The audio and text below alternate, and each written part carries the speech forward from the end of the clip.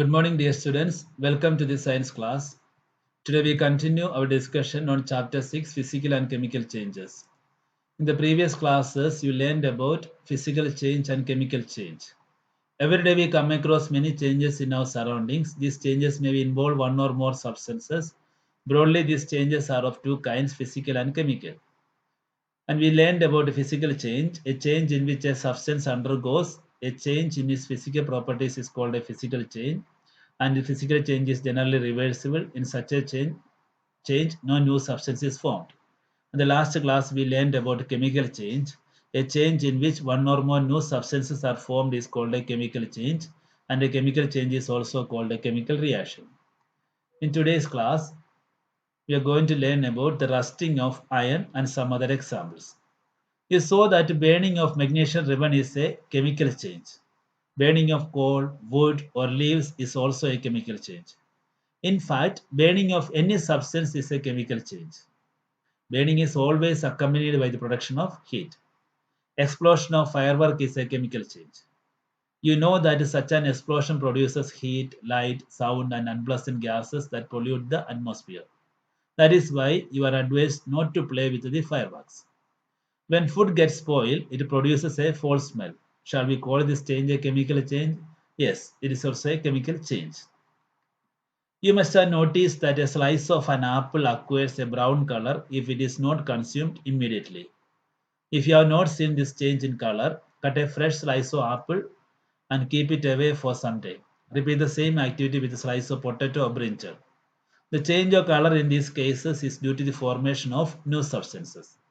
When you cut or bite into the apple, you cause cell damage, and cutting or biting also exposes an apple cells to air which contains oxygen, and this triggers the oxidation reaction that causes enzymatic browning, and that causes the formation of new substance. Now, is neutralization a chemical change? Yes, it is a chemical change converting an acid and a base to salt and water. A protective shield. Let us learn about ozone layer. You must have heard of ozone layer in our atmosphere. You can see the ozone layer here. The stratosphere ozone layer is present. It protects us from the harmful ultraviolet radiation which come from the sun. Ozone absorbs this harmful ultraviolet radiation and breaks down to oxygen. Oxygen is different from ozone. Can be called the breaking down of ozone a chemical change? Yes. If ultraviolet radiations were not absorbed by ozone, it would reach the Earth's surface and cause harm to us and other life forms. And ozone acts as a natural shield against this radiation. Let us see the rusting of iron. Let's get back to rusting. This is one change that affects iron particles and slowly destroys them. Since iron is used in making bridges, ships, cars, trucks, truck bodies, and many other articles, the monetary loss due to rusting is huge. The process of rusting can be represented by the following equation. Iron particle reacts with oxygen from the air plus water forming rust, that is iron oxide, Fe plus O2 plus water, Fe2O3. For rusting, the presence of both oxygen and water is essential. For rusting, the presence of both oxygen and water is essential. In fact, if the content of moisture in air is high, which means if it is more humid, rusting becomes faster. So, how do we prevent rusting? So, these are the ways in which you can prevent rusting. First, prevent iron particles from coming in contact with oxygen or water or both. Second way, one simple way is to apply a coat of paint or grease. In fact, this coat should be applied regularly to prevent rusting. Third way is to deposit a layer of metal like chromium or zinc on iron. The process of depositing a layer of zinc on iron is called galvanization. Then the fourth way, iron pipes we use in our homes to carry water are galvanized to prevent rusting.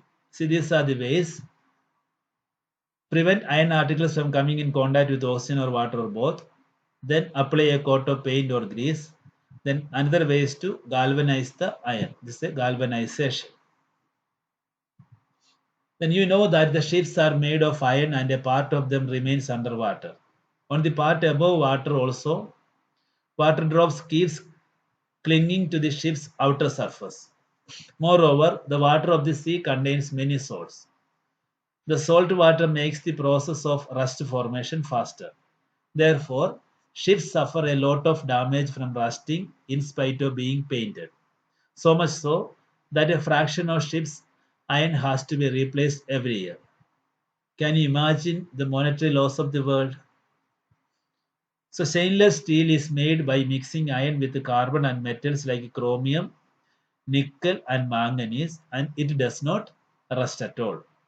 So, stainless steel is made by mixing iron with carbon and metals like chromium, nickel, and manganese, and it does not rust.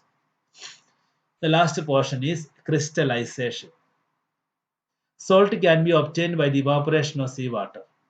The salt obtained in this manner is not pure and its crystals are small. The shape of the crystals cannot be seen clearly. However, large crystals of pure substances can be formed from their solutions. This process is called crystallization. It is an example of a physical change. So, this is about crystallization. Let us see the detail. Take a cup full of water in a beaker and add a few drops of dilute sulfuric acid. Heat the water. When it starts boiling, add copper sulfate powder slowly while stirring continuously. You have taken a cup full of water in a beaker and you have added few drops of dilute sulfuric acid.